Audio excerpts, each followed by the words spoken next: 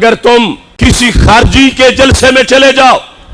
جو یزید کی شانیں بیان کر رہا ہو اور جو یزید مردود کے قصیدے پڑھ رہا ہو اور مولا علی کے خلاف بکواس کر رہا ہو،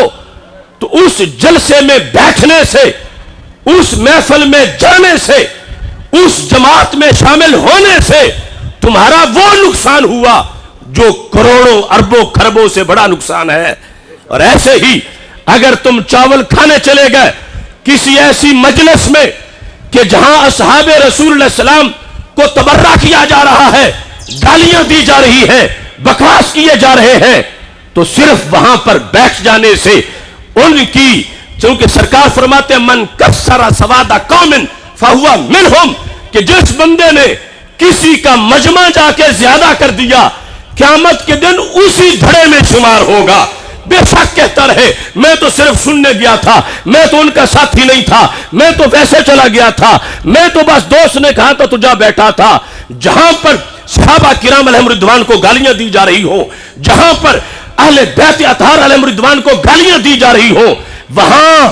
بندے کا وہ نقصان ہوتا ہے، سونے کے پہاڑ دینے سے بھی وہ نقصان پورا نہیں ہوتا۔ مبارک ہو سنیو، رب نے تمہیں وہ مسلک دیا ہے کہ جہاں چند سانس بھی لے لے تو محشر کے دن آبرو کا پیغام مل جاتا ہے۔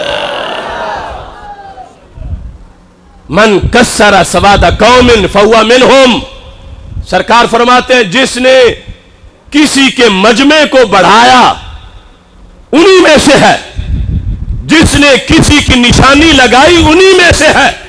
آج اگر کوئی قادیانیوں کا فارم فل کرے اور کہے نہیں میں دل سے تو ختم نبوت مانتا ہوں، یہ تو میں نے صرف ویسے لکھ دیا تھا، آج کسی کا پرچم اپنے گھر پہ لگائے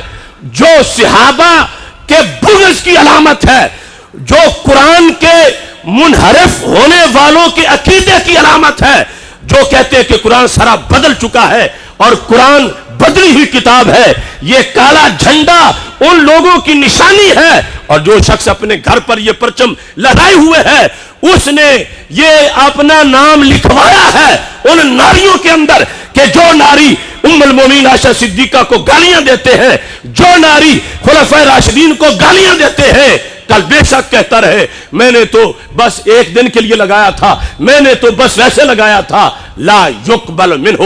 صرف ولا عدل، قیامت کے دن نہ حج قبول ہوگا، نہ روزہ قبول ہوگا، نہ نماز قبول ہوگی۔ اس واسطے کہ جو کسی قوم کا شعار علامت اپنا لیتا ہے وہ انہی میں سے شمار ہوتا ہے۔ سونا جنگل رات اندھیری، چھائی بدلی کالی ہے، سونے والوں جاگتے رہنا چوروں کی رکھوالی ہے۔ ایک طرف حب صحابہ کا لیبل لگا کر اہل بیت سے بغض کیا جاتا ہے اور دوسری طرف حب اہل بیت کا لیبل لگا کر صحابہ سے دشمنی کی جاتی ہے۔ یہ دونوں طرف خسارے کا سودا ہے۔ اگر جنت کا سیدھا راستہ ہے تو اس راستے کو اہل سنت و جماعت کہا جاتا ہے۔